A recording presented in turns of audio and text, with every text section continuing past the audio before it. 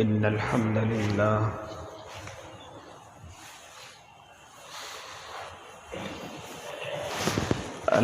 لله رب العالمين والعاقبة للمتقين والصلاة والسلام على سيد الأنبياء والمرسلين وعلى آله وأصحابه وأزواجه وذرياته أجمعين أما بعد فأعوذ بالله من الشيطان الرجيم بسم الله الرحمن الرحيم إن الذين قالوا ربنا الله ثم استقاموا تتنزل عليهم الملائكة ألا تخافوا ولا تحزنوا وأبشروا بالجنة التي كنتم توعدون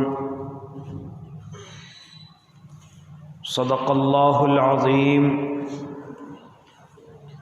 وصدق رسوله النبي الكريم ونحن على ذلك من الشاهدين والشاكرين والحمد لله رب العالمين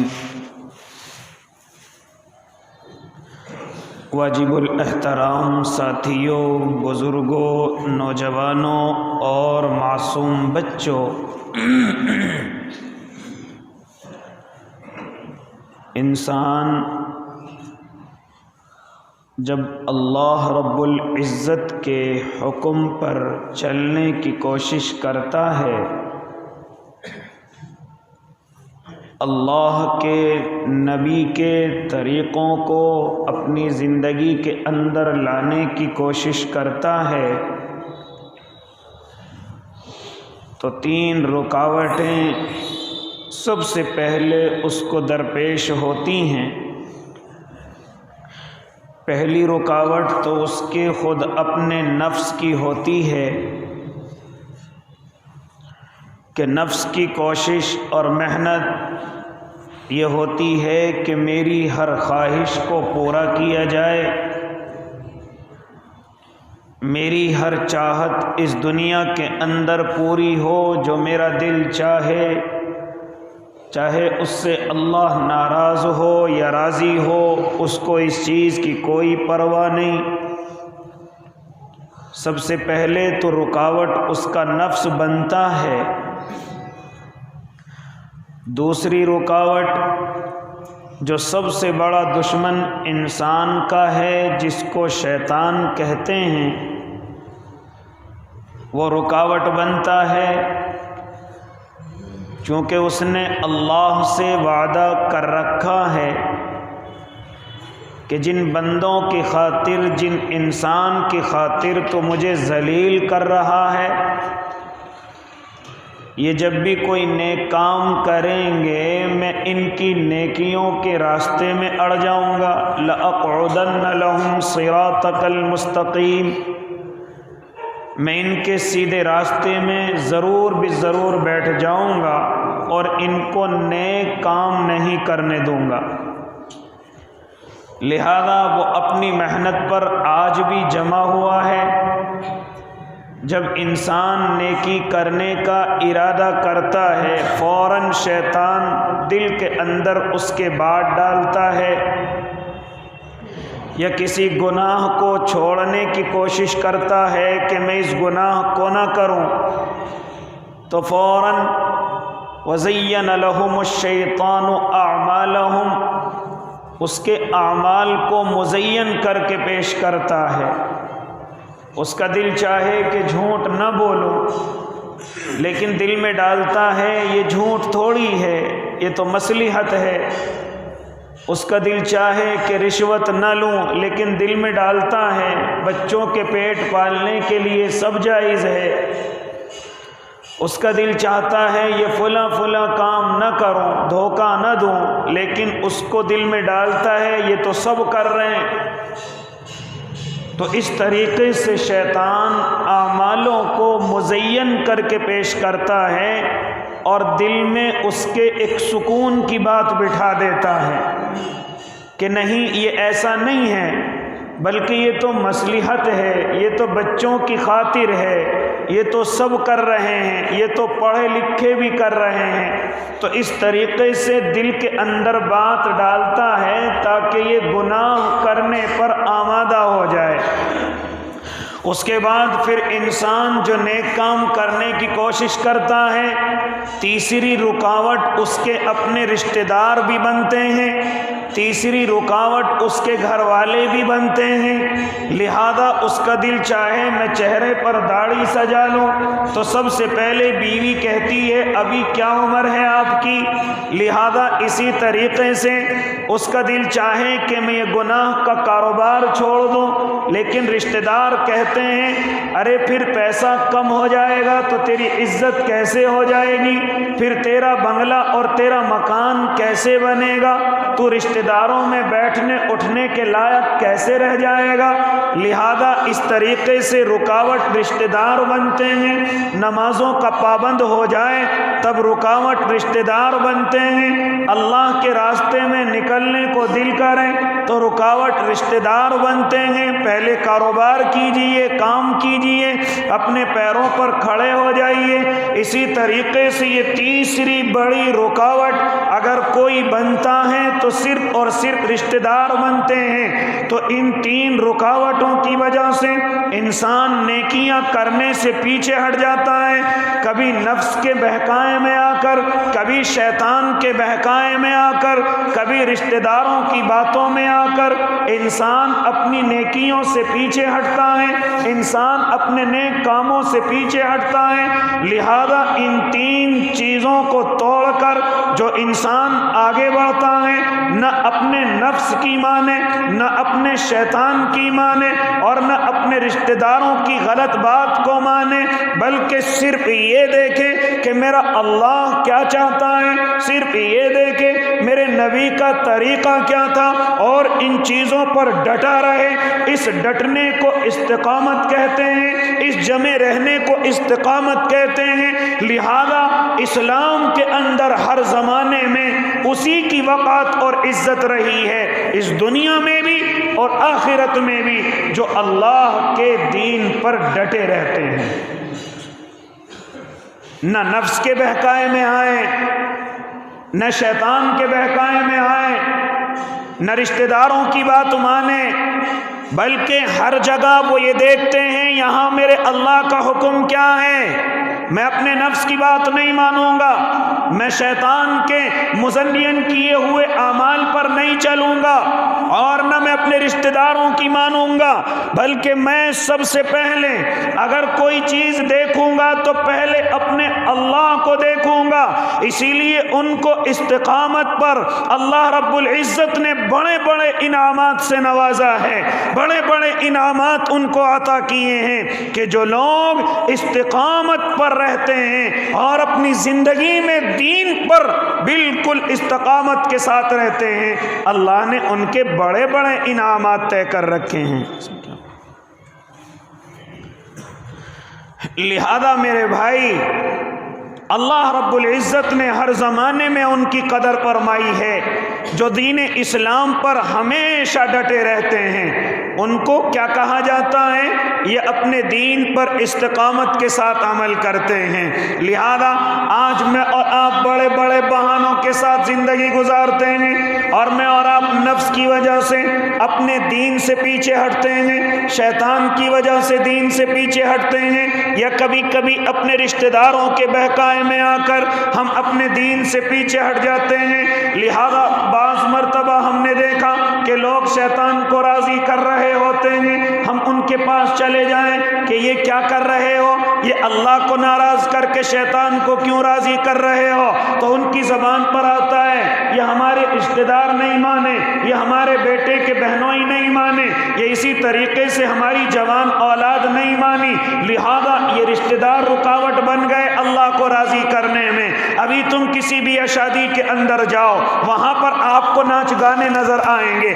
وہاں پر آپ کو ڈھول تاشے نظر آئیں گے، اگر وہاں وہاں کوئی سمجھدار ہمیں مل جائے، وہاں اگر کوئی نمازی ہمیں مل جائے اور ہم اس سے بات کریں کہ بھئی یہ تم نے کیا کروا رکھا ہے، تو جانتے ہو کیا کہتا ہے؟ یہ لڑکے نہیں مانے، یہ رشتہ دار نہیں مانے۔ کیوں بھائی؟ جب گھر کے ذمہ دار تم ہو تو دین پر چلنے کے لیے تم رشتہ داروں کی اجازت لیتے ہو چلنے کے لیے؟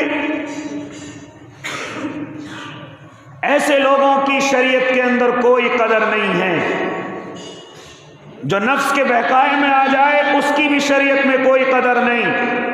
جو شیطان کے بہکائے میں آ جائے، میرے اللہ نے شیطان سے وعدہ لے رکھا ہے جو تیری بات مانے گا تجھے بھی اس کے سمیت جہنم کے اندر ڈال دیا جائے گا۔ تو ایسے انسان کی بھی شریعت کے اندر کوئی قدر نہیں۔ اسی طریقے سے جو اپنے رشتہ داروں کی باتوں میں آ کر، اس میں بیٹے بھی ہو سکتے ہیں، بیٹیاں بھی ہو سکتی ہیں، اس میں تمام کے تمام خاص اور عام رشتہ دار ہو سکتے ہیں، لہذا اگر کوئی رشتہ داروں کی باتوں میں آ کر اپنے اللہ کو ناراض کرتا ہے یا اپنے اللہ کو غصہ دلاتا ہے اور اللہ کے نبی کے راستے کو چھوڑ دیتا ہے، شریعت میں اس کی بھی کوئی قدر نہیں۔ ایسے انسان کو ہرجائی کہا گیا، لہذا اس کو ایک مثال سے سمجھیے گا۔ حضرت سیوطی رحمت اللہ علیہ، جس کو میں اور آپ بڑے بزرگوں کے نام سے جانتے ہیں، وہ ایک مرتبہ فرماتے ہیں کہ میں ایک درخت کے نیچے لیٹا ہوا ہوں، دوپہر کا وقت ہے۔ حضرت سری سقوطی رحمت اللہ علیہ فرماتے ہیں کہ میں ایک دوپہر کے وقت میں ایک درخت کے نیچے جا کر کے لیٹ گیا، لہذا میری آنکھ کھلی تو میں اس درخت سے مکالمہ کر رہا تھا۔ درخت آواز دے رہا تھا، اے سری تو میرے جیسا ہو جا، جو میرے اندر صفت ہے وہ اپنے اندر لے کر کے آ جا، اللہ تیری عزتوں کو بڑھا دے گا۔ انہوں نے فرمایا کہ تیرے اندر وہ کون سی صفت ہے؟ کہاں کہ لوگ مجھے پتھر مارتے ہیں اور میں انہیں پھل دیتا ہوں، لہذا یہ ہر درخت کے اندر صفت ہوتی ہے، ہر پھلدار درخت کے اندر صفت ہوتی ہے۔ وہ درخت کہنے لگا یہ صفت اپنے اندر لے کر کے آ جاؤ، اللہ تمہاری عزتوں کو بڑھا دے گا۔ وہ صفت کیا ہے؟ فرمایا ہاں، وہ درخت کہہ رہا ہے کہ لوگ میرے اوپر پتھر برساتے ہیں، مجھے تکلیف پہنچاتے ہیں، لیکن میں پتھر کا جواب پتھر سے نہیں بلکہ ان کو پھلوں سے دیتا ہوں، وہ پھل توڑ کر کے کھاتے ہیں، لہذا مجھے پتھر مارنے کے بعد مجھ سے فائدہ اٹھاتے ہیں۔ لہذا چونکہ اللہ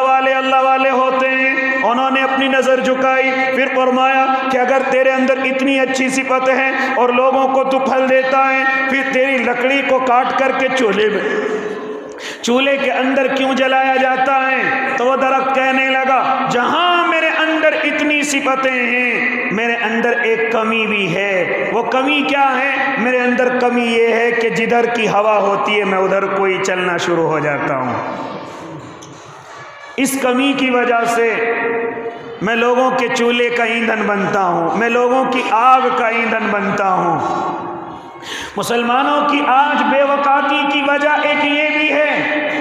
آج ذلت کی وجہ یہ بھی ہے کہ جدھر کا رخ دیکھا ادھر کوئی چل پڑے،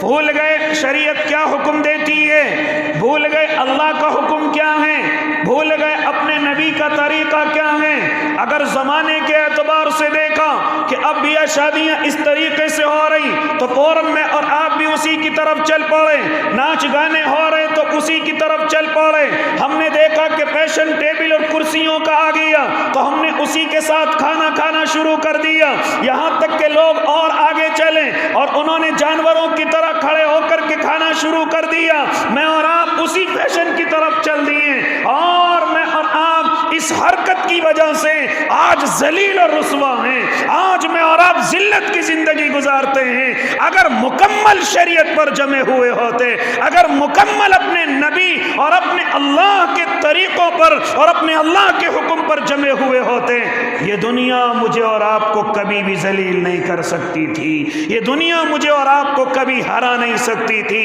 یہ دنیا مجھے اور آپ کو کبھی بے وقات نہیں سمجھتی تھی۔ اس لیے نصیحت پکڑیے اس درخت سے جو کہہ رہا ہے کہ میرے اندر ایک کمی ہے جس کی وجہ سے جلایا جاتا ہوں، اور وہ کمی یہ ہے کہ جدھر کا رخ ہوتا ہوں میں ادھر کوئی چل پڑتا ہوں،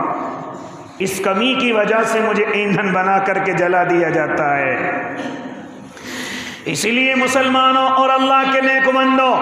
یہ کمی جس کے اندر ہوگی اس کی وقت کوئی نہیں، اس کی عزت کوئی نہیں۔ اسی طریقے سے میرے اور آپ کا حال ہے۔ آج میرے اور آپ کے اوپر پریشانیاں صرف اسی وجہ سے ہیں کہ میں اور آپ ہر جائی ہو چکے ہیں، میں اور آپ زمانے کے اعتبار سے بدلنے لگے ہیں، میں اور آپ موقع کے اعتبار سے بدلنے لگے ہیں، یہاں تک کہ میری اور آپ کی زبانوں پر یہ لفظ آنے شروع ہو گئے کہ جیسا دیش ہے ویسے ہی بھیس بنا لینا چاہیے۔ یہ شریعت کا حکم نہیں ہے، یہ بیوقوفوں کی کہانیاں ہیں، یہ کم عقلوں کے مقولے ہیں کہ جس طرح دیش ہو ویسے ہی اپنا بھیس بنا لیجئے۔ نہیں میرے بھائی، شریعت ہر زمانے میں شریعت ہی رہے گی، اللہ ہر زمانے میں وہی میرا اللہ رہے گا، میرے اور آپ کے نبی اور ان کا طریقہ بھی وہی رہے گا۔ یہ زمانے کے اعتبار سے بدلتا نہیں، یہ زمانے کے اعتبار سے ڈھلتا نہیں، یہ زمانے کے اعتبار سے چلتا نہیں، بلکہ جو طریقہ میرے اور آپ کے آقا لے کر کے آ گئے،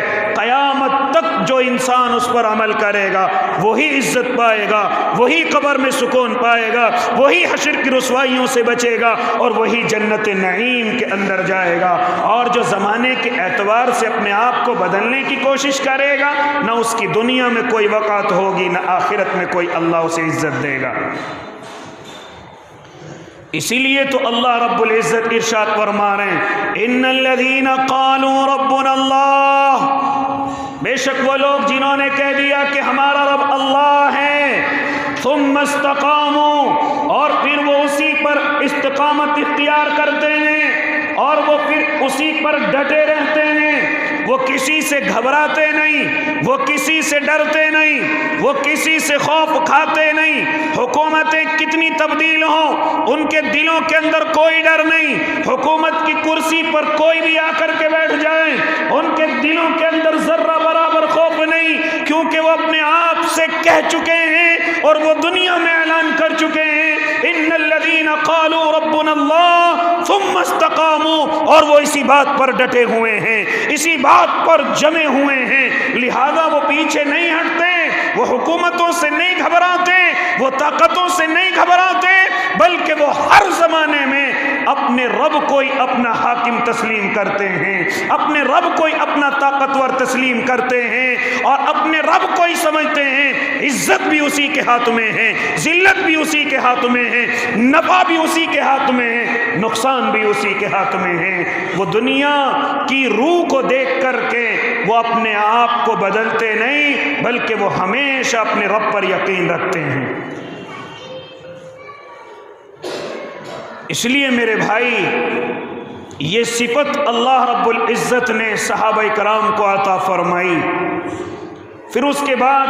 جو صحابہ سے محبت کرنے لگے، اپنے نبی سے محبت کرنے لگے، اللہ یہ صفت اس کو بھی عطا فرما دیتا ہے۔ لہذا جب اس نے ایک مرتبہ کہہ دیا کہ میرا رب اللہ ہے، میرا پالنے والا اللہ ہے، تو وہ اسی پر ڈٹا رہتا ہے، یہاں تک کہ ان کی تعریف میرا اور اللہ اس طرح کرتا ہے، ان الناس قد جمعوا لكم فاخشوهم فزادهم ایمانا، یعنی ان سے اگر یہ کہا جائے کہ پورے لشکر تمہارے خلاف تیار ہو گئے ہیں، پورے کی پوری جماعتیں تمہارے خلاف تیار ہو گئی ہیں، لہذا اب تمہارا کیا ہوگا، اب تمہارا شیرازہ بکھر جائے گا، اب تمہارا نام و نشان کچھ نہیں ہوگا، اب تمہیں کچا چبا لیا جائے گا، اب تمہیں جیلوں کی سلاخوں کے پیچھے ڈال دیا جائے گا، اب تمہارے کاروباروں کا کیا ہوگا۔ لہذا میرا رب ان لوگوں کی تعریف کر رہا ہے کہ جن سے کچھ لوگ آ کر کے یہ کہیں ان الناس قد جمعوا لكم فاخشوهم فزادهم ایمانا، اب تمہارا کیا ہوگا، تمہارے خلاف لوگ اکٹھا ہو گئے ہیں، تمہارے خلاف سازشیں ہو رہی ہیں، تمہارے خلاف بڑی تیاریاں ہو رہی ہیں، تو میرا رب ان کی تعریف کرتا ہے کہ لوگ اس باتوں کو سن کر کے ڈرتے نہیں، گھبراتے نہیں، فزادهم ایمانا، ان باتوں کو سن کر کے ان کے ایمانوں میں اور زیادتیاں ہوتی ہیں، گھبراتے نہیں۔ یہ کون سے وقت کا نقشہ کھینچا ہے میرے اور آپ کے اللہ نے؟ یہ اس وقت کا نقشہ ہے جب غزوہ احد ہوا اور اکثر صحابہ کرام زخمی ہوئے اور بڑے سارے صحابہ کرام اس جنگ کے اندر شہید ہوئے۔ ایسے وقت میں جب میرے اور آپ کے آقا کو خبر ملی تھی یا نبی اللہ ابو سفیان واپس آ رہا ہے اور اس کے آنے کی وجہ یہ ہے کہ میں ان کو کیوں زندہ چھوڑ کر کے آیا ہوں، ان کی گردنوں کو اڑا کر کے آؤں، ان کو دنیا سے ختم کر کے آؤں۔ چنانچہ جب یہ خبر صحابہ کرام کو ملی تھی اور لوگوں نے کہا تھا اب تمہارا کیا ہوگا، تو اس وقت میں انہوں نے فرمایا تھا، میرے رب نے ان کی پہلے تو تعریف کی، فزادہم ایمانا، ان کے ایمانوں کے اندر زیادتیاں ہو گئی، ان کے ایمانوں میں بڑھوتریاں ہو گئی، اور پھر انہوں نے صرف اتنا کہا تھا وَقَالُوا حَسْبُنَا اللَّهُ وَنِعْمَ الْوَكِيلُ، ہمارے لیے ہمارا اللہ کافی ہے۔ ہمارے لیے کون کافی ہے؟ ہمارا اللہ کافی ہے۔ تو اللہ رب العزت اپنے ان بندوں کی بڑی تعریف کرتا ہے۔ آج میں اور آپ ذرا سی باتوں سے گھبرا جاتے ہیں، آج میں اور آپ ذرا سی خبریں دیکھ کر کے گھبرا جاتے ہیں، آج کسی کی باتیں سن کر کے میرے اور آپ کے دلوں کے اندر ڈر اور خوف پیدا ہو جاتا ہے۔ یہ ایمان والوں کی علامت نہیں۔ سن لیں میں اور آپ کان کھول کر کے، ذرا سا کسی کی بات سن کر کے خوف میں آ جانا، ذرا سا اپنے دل کے اندر ڈر پیدا کر لینا، ذرا سا اپنے آپ کو گھبرا لینا، یہاں تک کہ پھر ایمان پر عمل کرنا چھوڑ دینا، نبی کے طریقے پر چلنا چھوڑ دینا، اپنی زبان کو اسی طریقے سے ڈرپوک اور بزدل بنا لینا، یہ ایمان والوں کی علامت نہیں ہے۔ بلکہ ایمان والوں کی علامت کیا ہے کہ جب ان کو ڈر کی کوئی خبر ملتی ہے، انہیں کوئی ڈرانے کی کوشش کرتا ہے، یا اپنے اعلان کے ذریعے سے یا اپنے فیصلے کے ذریعے سے اگر ان کو ڈرانے کی کوئی کوشش کرتا ہے تو ان کے دل ڈرتے نہیں ہیں، بلکہ ایمانوں کے اندر اور زیادتیاں ہوتی ہیں۔ وہ اور نمازوں کی پابندی کرتے ہیں، وہ اور روزوں کی پابندی کرتے ہیں، وہ اور مضبوطی کے ساتھ شریعت پر چلتے ہیں، وہ اور اپنے اللہ کے سامنے آ کر کے آنسو بہاتے ہیں، وہ اور تنہائیوں میں آ کر اپنے اللہ کو راضی کرتے ہیں۔ ان کے دل کے اندر ڈر نہیں بیٹھتا، بلکہ ان کا ایمان اور زیادہ ہو جاتا ہے، ان کے ایمانوں کے اندر اور بڑھوتری ہو جاتی ہے۔ اور جو آنے والا ان کو ڈرانے کی کوشش کرتا ہے تو اس سے صرف وہ اتنا کہتے ہیں، اپنی زبان کو بند کر دے، حسبنا اللہ ونعم الوکیل، ہمارے لیے ہمارا اللہ کافی ہے۔ ہم صرف اپنے اللہ سے ڈرتے ہیں، ہم صرف اپنے اللہ پر یقین رکھتے ہیں، لہذا یہ تعریف میرا اور آپ کا اللہ ان لوگوں کی کر رہا ہے جن کو اللہ پسند کرتا ہے، جن سے اللہ محبت کرتا ہے۔ ان لوگوں کی کوئی تعریف نہیں جو فوراً اپنے آپ کو بدلنے کی کوشش کرتے ہیں۔ ابھی اگر یہ پروانہ سنا دیا جائے کہ جتنے داڑھی والے ہوں گے ان کو سزا دی جائے گی تو وہ اپنی داڑھیوں کو اور اچھا کر کے رکھتے ہیں، یہ ایمان کی علامت ہے۔ اور جو ڈر کی وجہ سے داڑھیاں کٹا لیں، ان کا ایمان کے اندر کوئی حصہ نہیں، ان کا شریعت کے اندر کوئی حصہ نہیں۔ اگر یہ اعلان ہو جائے جس کے سر پر ٹوپی ہوگی اسے سزا دی جائے گی، ہاں جو ایمان والے ہوں گے وہ اور ٹوپی کو دھو کر کے اپنے سر پر رکھیں گے، ٹوپی کے ساتھ اور عمامے کو رکھیں گے۔ کوئی ڈر ہمیں نہیں ہے کسی کہنے والے کا، ہم اپنی شریعت پر عمل کرتے ہیں۔ لہذا میرے بھائی، اور جو ڈر کر کے ٹوپیوں کو جیب میں رکھ لیں، جو ڈر کر کے ٹوپیوں کو ادھر ادھر کر دیں، میرے اللہ کے یہاں ایسے انسان کی کوئی قدر نہیں ہے۔ ان کے تو ایمانوں کے اندر اور زیادتیاں ہوتی ہیں، اور وہ صرف اپنے اللہ کو اپنا ذمہ دار مانتے ہیں، اپنا کفیل مانتے ہیں۔ لہذا میرے بھائی، آج میرے اور آپ کے اندر یہی کمی پیدا ہوتی جا رہی ہے۔ تو یاد رکھنا، اگر یہ کمی آ گئی تو میرے اللہ کو میری اور آپ کی کوئی ضرورت نہیں، کوئی قطعاً ضرورت نہیں۔ کیا فرمایا تھا میرے اور آپ کے آقا نے کہ اللہ تمہارے بیچ میں سے نیک لوگوں کو اٹھائے گا، تمہارے بیچ میں سے باہمت لوگوں کو اٹھائے گا، ایمان پر مضبوطی کے ساتھ عمل کرنے والوں کو اٹھا لے گا، پھر اس کے بعد لوگ اسی طرح بچ جائیں گے۔ ہاں، جدھر کو چاہیں گے ادھر کو مڑ جائیں گے، جدھر کو چاہیں گے اپنا وقت گزار لیں گے۔ میرے اللہ کو ایسے انسانوں کی کوئی ضرورت نہیں ہے۔ اب کوئی بھی ظالم آئے، کوئی بھی حاکم آئے، کوئی بھی قاتل آئے اور آ کر کے ایسے لوگوں کو تہہ تیغ کر دے، میرے اللہ کو کوئی پرواہ نہیں، کوئی فکر نہیں۔ مرتے ہیں تو مرنے دو۔ کیوں؟ اس لیے کہ زمانے کے اعتبار سے جو بدل گئے تھے، وقت کے اعتبار سے جو بدل گئے تھے، تو یہ صفت کس کے اندر رکھی میرے اللہ نے؟ یہ صفت صحابہ اکرام کے اندر رکھی۔ لہذا آپ ذرا بدر کے موقع کو اپنے سامنے لا کر کے دیکھیں کہ 313 کل نہتے اور صرف 2 تلواریں، لیکن اللہ رب العزت نے ان کو استقامت عطا فرمائی تھی۔ ہاں ان کے نوجوان اللہ کے نبی کے ساتھ چلنے والے فرما رہے تھے کہ ہم نے ایسے نوجوانوں کو دیکھا جو بالکل لوہے کے اندر پیک تھے، اور ہم اپنی دلوں کے اندر سوچ رہے تھے ہمیں کہاں موت کے منہ کے اندر دھکیل دیا گیا۔ ان کے پاس لوہے کی زرہ ہیں، ان کے پاس سب کے پاس تلواریں اور سواریاں بھی ہیں، ہمارے پاس کیا ہیں؟ صرف 2 تلواریں تمام لشکر کے پاس ہیں، اور کسی کے پاس ٹہنیاں ہیں اور لکڑیاں ہیں۔ ارے ہمیں کہاں موت کے منہ کے اندر دھکیل دیا، لیکن استقامت کے ساتھ ڈٹے رہے، اپنے اللہ کی مدد کا انتظار کرتے رہے۔ پھر دنیا نے وہ دیکھا جس کا یقین آج بے عقل نہیں کر سکتا، لیکن میرے اللہ نے دکھایا کہ وہی ٹہنیاں ان کافروں کی گردنوں کو الگ کر رہی تھی۔ میرا اللہ تو مدد انہی کی کرتا ہے جو استقامت کے ساتھ ڈٹے رہتے ہیں۔ میرا اللہ ایسے لوگوں کی کوئی مدد نہیں کرتا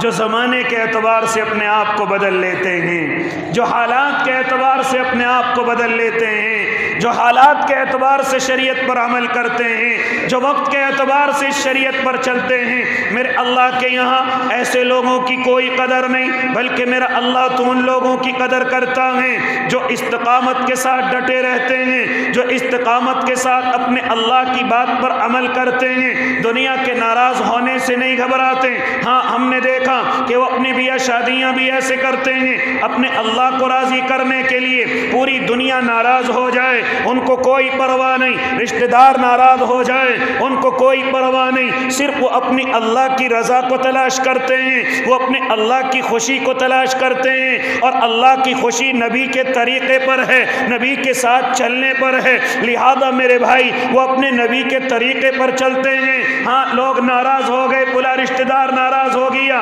ڈی جے نہیں بجا، کوئی پرواہ نہیں، چلا جائے، منع نہیں ہوا، کوئی پرواہ نہیں، چلا جائے، ہلدی کا پروگرام نہیں ہوا، کوئی پرواہ نہیں، چلا جائے، بہنوئی کا سیرا نہیں آیا اور بہنوئی آنے کے لیے تیار نہیں، کوئی پرواہ نہیں، چلا جائے، جوتی چرانے کا پروگرام نہیں ہوا، کوئی پرواہ نہیں، چلے جائیں، یہاں تک کہ بڑی ساری سلامیاں نہیں ملی، کوئی پرواہ نہیں، چلا جائے۔ ان سب چیزوں سے دنیا ناراض ہو تو ہو، لیکن میرا اللہ راضی ہو جائے۔ نیک لوگوں کی یہ پہچان ہوتی ہے، اللہ والوں کی یہ پہچان ہوتی ہے جو استقامت کے ساتھ زندگی گزارتے ہیں اور دین پر ڈٹ کر کے زندگی گزارتے ہیں، کسی کی ناراضگی کی پرواہ نہیں کرتے۔ میرا اللہ ان کی عزتیں بھی بڑھاتا ہے، اور میرے اللہ نے ان کے لیے بڑے بڑے وعدے بھی کر رکھے ہیں، بڑے بڑے وعدے بھی کر رکھے ہیں۔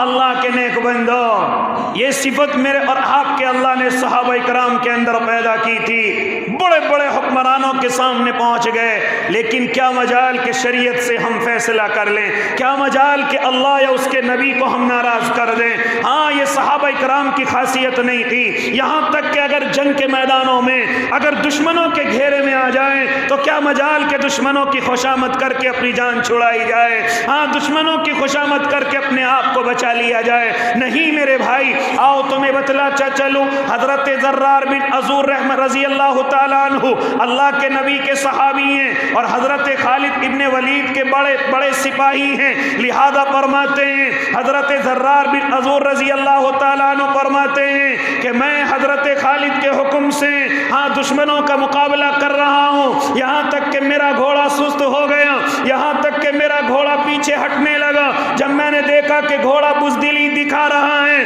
اور پیچھے ہٹنے کی کوشش کر رہا ہے، چنانچہ میں اپنے گھوڑے کے کان کے قریب پہنچا ہوں اور میں نے کہا او اللہ کی طرف سے بھیجے ہوئے جانور کیا کر رہا ہے؟ ہاں مجھے بے عزت کرائے گا۔ ارے میں اللہ کی طرف سے آیا ہوں، میں محبوب کے طریقے پر عمل کر رہا ہوں، تو کیوں پیچھے ہٹ رہا ہے؟ یاد رکھنا، اگر تو آج پیچھے ہٹ گیا، یہ کان میں گھوڑے کے کہا جا رہا ہے کہ اگر تو آج پیچھے ہٹ گیا تو کل میں اللہ کے نبی سے حوض کوثر پر جا کر کے تیری شکایت کروں گا کہ میرے گھوڑے نے مجھے دھوکہ دے دیا تھا، میرے ساتھ بے وفائی کی تھی۔ یہ آواز اس گھوڑے کے کانوں کے اندر پڑی ہے۔ ہاں، راوی بیان کرتا ہے کہ گھوڑے کے اندر پھر دوبارہ سے چستی اللہ نے پیدا کی اور دشمنوں کے قافلے کو چیرتا ہوا آگے بڑھ گیا۔ لہذا میرے بھائی، لیکن پھر گھیر لیے گئے چاروں طرف سے، اور اس طرح گرفتار کر کے ایک طرف ڈال دیے گئے۔ حضرت خالد بن ولید کو خبر ہوئی، حضرت زرار کہاں ہیں؟ کہا امیر المؤمنین خبر نہیں کہاں ہیں۔ چنانچہ حضرت خالد نے کہا وہ ہمارے مضبوط آدمی ہیں، انہیں لے کر کے واپس آنا پڑے گا۔ چنانچہ حضرت خالد اپنے ساتھ اپنے لشکر کو لے کر کے چل دیے، یہاں تک کہ جب جنگ کے میدان کے اندر پہنچے اور دشمنوں سے مقابلہ کر رہے ہیں، چنانچہ دیکھا کہ ایک گھڑ سوار ہے جو اپنی سواری پر بیٹھا ہوا ہے اور اس کا چہرہ چھپا ہوا ہے۔ حضرت خالد فرماتے ہیں کہ میں نے ایسا جری اور جلیل القدر سپاہی میں نے نہیں دیکھا، لہذا کبھی میں بھی اگر دشمنوں کے نرغے میں آ جاتا تو مجھے آ کر کے نکال کر کے لے جاتا، کبھی میں بھی اس کو نکال کر کے لاتا۔ یہاں تک کہ ہم تلاش کرنے لگے کہ حضرت زرار کہاں ہیں، وہ اللہ کا نیک بندہ کہاں ہیں۔ چنانچہ بھی ہم تلاش کر رہے ہیں، لیکن ہم نے دیکھا کہ ان حضرت زرار کو وہی نقاب پوش سوار اپنے ساتھ لے کر کے آ رہا ہے۔ میں نے کہا، حضرت خالد فرماتے ہیں، میں نے کہا او اللہ کے نیک بندے، میری جماعت کے کون سے سپاہی ہو؟ میں نے تمہیں اب تک نہیں دیکھا اور اس قدر لڑ رہے ہو کہ میں خود تمہیں دیکھ کر کے تعجب کے اندر ہوں کہ ایسا تیز ترار سپاہی میرے لشکر کے اندر کہاں سے آیا۔ چنانچہ وہ فرماتے کہ میں نے اس سے 3 بار معلوم کیا لیکن کوئی جواب نہیں، دوسری بار معلوم کیا کوئی جواب نہیں، پہلی بار معلوم کیا کوئی جواب نہیں، یہاں تک کہ تیسری مرتبہ ان کی طرف سے جواب آیا کہ میں کوئی اور نہیں ہوں، میں تمہارے لشکر کی سپاہی ہوں اور میں مرد نہیں، میں عورت ہوں۔ حضرت خالد بن ولید محو تعجب، یہ آواز تو عورت کی ہے، یہ کون بچی ہے؟ چنانچہ حضرت خالد سے انہوں نے فرمایا میں کوئی اور نہیں، میں خود حضرت زرار بن عزور کی بہن ہوں، لہذا جب میں نے دیکھا کہ میرا بھائی دشمنوں کے نرغے میں ہے، میں نے بغیر کسی کا انتظار کیے ہوئے، بغیر اپنی جان کی پرواہ کیے ہوئے، میں جا کر کے دشمنوں کے مقابلے سے اپنے بھائی کو لے کر کے آئی ہوں۔ لہذا یہ استقامت ہوا کرتی تھی، یہ اللہ رب العزت کے دین کے لیے ڈٹنا، اپنی جانوں کی پرواہ نہ کرنا، اپنے آپ کی پرواہ نہ کرنا اور دشمنوں کو بالکل کچھ نہ سمجھنا اور اپنے اللہ کو سب کچھ سمجھنا اور اسی کے بلبوتے پر قدم اٹھانا اور پھر اللہ کی مددوں کو اپنی آنکھوں سے دیکھنا، یہ صحابہ کرام کے دلوں میں بس چکا تھا، یہ ان کے دماغوں کے اندر بس چکا تھا۔ لہذا اس قدر ان کا دماغ ہو چکا تھا کہ جب ایک مرتبہ مشورہ ہو رہا ہے اور حضرت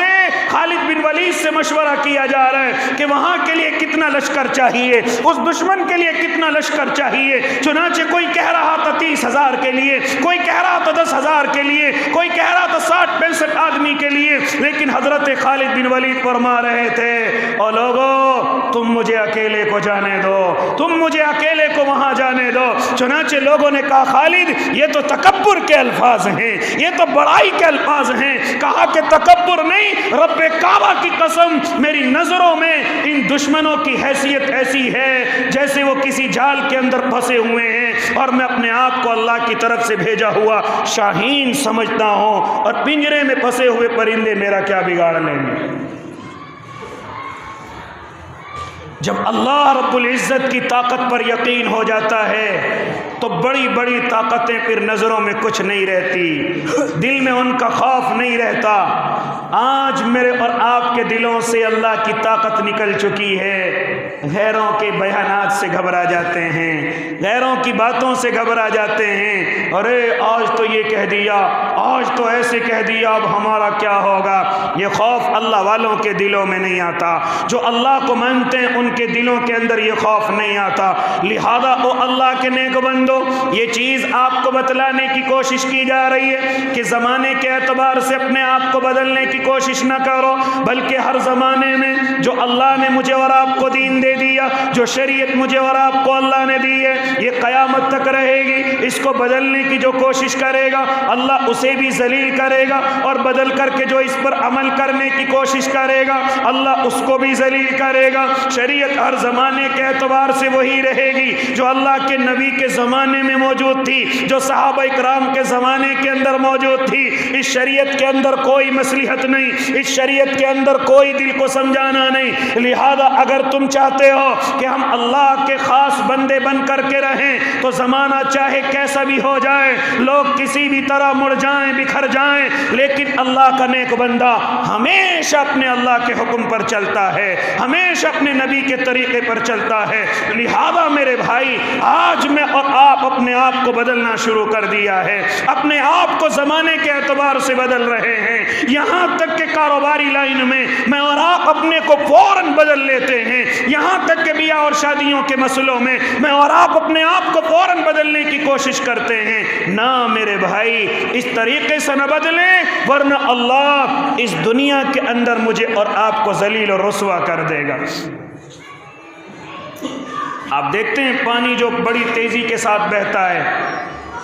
اگر کوئی ہلکی چیز ہو جاتی ہے تو اس کو اپنے ساتھ بہا کر کے لے جاتا ہے۔ لکڑی، تنکا، کاغذ، پتا، آپ نے دیکھا کہ وہ پانی کے ساتھ بہتے ہوئے چلے جاتے ہیں، لیکن اگر کوئی بھاری چٹان اس پانی کے راستے میں آ جائے تو خود پانی کو راستہ بدلنا پڑ لیتا ہے، خود پانی کو راستہ بدلنا پڑتا ہے۔ لہذا میرے بھائی اس مومن کو میرے اللہ نے چٹان بتایا ہے، اس مومن کو میرے اللہ نے چٹان بنایا ہے۔ لہذا یہ ہلکے پھلکے پانی کے رو سے بہتا نہیں ہے، یہ اپنے آپ کو کاغذ نہ سمجھے، یہ اپنے آپ کو تنکا نہ سمجھے، یہ اپنے آپ کو ہلکی لکڑی یا پتا نہ سمجھے، بلکہ مومن اپنے آپ کو چٹان سمجھے کہ بڑے سے بڑے طوفانوں کی رو بھی آ جائے، بڑے سے بڑے پانی کی رو بھی ہماری طرف آ جائے تو ہم بھاری چٹانوں کی طرح ایک جگہ جمے رہیں کہ مجبوراً پانی کو اپنا راستہ بدلنا پڑے، مجبوراً پانی کی رو کو دوسری طرف چلنا پڑے۔ یہ ہے ایمان والے کی علامت، یہ ہے اللہ کے نیک بندے کی علامت، یہ ہے اللہ پر توکل کرنے والے کی علامت۔ وہ زمانے کے اعتبار سے بدلتا نہیں، اس پر پریشانی آ جائے تب بھی نہیں بدلتا، بیماریاں گھر کا دروازہ دیکھ لیں تب بھی اپنے آپ کو نہیں بدلتا، کاروبار میں نقصان ہو جائے تب بھی وہ اپنے آپ کو نہیں بدلتا، بلکہ وہ ہمیشہ اپنے اللہ کی محبت کے اندر ڈٹا رہتا ہے، اپنے اللہ پر بھروسہ کرتا ہے، نفع ہو جائے تب بھی اپنے اللہ پر راضی، نقصان ہو جائے تب بھی اپنے اللہ کے لیے راضی۔ یہ نہیں کہ نقصان ہو گیا چلو فلاں بھگت کے پاس چلو وہ تمہارے کام کو ٹھیک کرے گا، ارے اللہ کا یقین کہاں گیا، اللہ کا توکل کہاں گیا، اللہ کا بھروسہ کہاں گیا؟ ارے نفع اگر اس نے دیا تھا نقصان دے دیا، کیوں اپنے اللہ کو بھولتا ہے، کیوں اپنے اللہ کے در کو چھوڑتا ہے، کیوں غیر کے در پر جا کر کے اپنے سجدے کو جھکاتا ہے؟ یہی چیزیں تو اللہ آزماتا ہے۔ آج میرا اور آپ کا حال یہی ہے، ذرا سی کوئی پریشانی آ جائے فوراً رخ بدل دیتے ہیں، ذرا سی کوئی تکلیف آ جائے فوراً رخ بدل دیتے ہیں، کاروبار کا کوئی نقصان ذرا سا آ جائے فوراً اپنے رخوں کو تبدیل کر لیتے ہیں۔ اللہ کے یہاں ایسے انسانوں کی کوئی قدر نہیں، اللہ کو ایسے ایمان والوں کی بھی کوئی ضرورت نہیں، اللہ کو ایسے دینداروں کی بھی کوئی ضرورت نہیں کہ جو ذرا سے حالات کے اعتبار سے اپنے آپ کو بدل لیتے ہیں۔ لہذا میرے بھائی آخر میں یہی خلاصہ آپ حضرات سے کرتا چلوں کہ میں اور آپ چٹان بن کر کے رہیں، خاص طور سے میں اور آپ اپنے جوان بچوں کو سمجھائیں، خاص طور سے میں اور آپ اپنی جوان بیٹیوں کو سمجھائیں جو حالات کے اعتبار سے اپنے آپ کو بدلنے کی کوشش کر رہے ہیں، جو حالات کے اعتبار سے اپنے آپ کو بدل رہے ہیں۔ خاص طور سے ہماری بیٹیاں حالات کو دیکھ کر کے مسلم نوجوانوں کو نہیں بلکہ غیر نوجوانوں کو پسند کرنے لگی ہیں اور ان کے ساتھ جا کر کے اپنے ایمان کے سودے کر رہی ہیں۔ اسی طریقے سے میں اور آپ بھی اپنے آپ کو یہاں سے کاروبار کے اعتبار سے بدل لیتے ہیں، چہروں کی داڑیاں ختم کر لیتے ہیں، یہاں تک کہ ہاتھوں میں لال پیلے دھاگے باندھ لیتے ہیں، یہاں تک کہ اپنی بناوٹ بالکل غیروں جیسی کر لیتے ہیں، گویا کہ تمہیں اللہ پر یقین ہی نہیں ہے، گویا کہ بلکہ یقین ختم ہو چکا کہ روزی کا رازق صرف اللہ ہے، یہ یقین ہمارے اندر سے ختم ہو چکا۔ اسی طریقے سے ہماری بچیاں تیزی کے ساتھ مسلم اس معاشرے کو چھوڑ کر کے تیزی کے ساتھ غیر معاشرے کو پسند کر رہی ہیں۔ یاد رکھنا، ایسے مومنوں کی اللہ کو ضرورت نہیں، ایسے ایمان والوں کی اللہ کو بالکل ضرورت نہیں۔ کسی ظالم کو میرے اور آپ کے سر کے اوپر مسلط کرے گا اور تہہ تہہ کرا دے گا، اور میرے اللہ نے ایسا کیا ہے، اور میرا اللہ ایسا کرنے پر طاقت بھی رکھتا ہے۔ میرے اللہ کے یہاں اگر وقت ہے، عزت ہے، قدر ہے، تو صرف ان لوگوں کی جو زمانے کے اعتبار سے اپنے آپ کو نہیں بدلتے، اور نہ کسی کی گیدڑ بھبکیوں سے گھبراتے، نہ کسی کے بیانات سے گھبراتے، نہ کسی کے فیصلوں سے گھبراتے، بلکہ اگر کوئی ان کو ڈرانے کی بھی کوشش کرے تو وہ صرف اتنا کہتے ہیں، حسبنا اللہ و نعم الوکیل، ہمارے لیے تو ہمارا اللہ کافی ہے۔ تو انشاءاللہ عمل کریں گے نا بھائی، چٹان کی طرح اپنے دین پر مضبوط رہیں گے، اپنی شریعت پر مضبوط رہیں گے، حالات کے اعتبار سے اپنے آپ کو نہیں بدلیں گے، بلکہ انشاءاللہ العظیم مرتے دم تک اپنی شریعت پر عمل کریں گے۔ اللہ مجھے بھی اور آپ کو بھی عمل کی توفیق دے دے۔ جنہوں نے سنت نہیں پڑھی وہ سنتیں پڑھ لیں۔ وآخر دعواہم ان الحمدللہ۔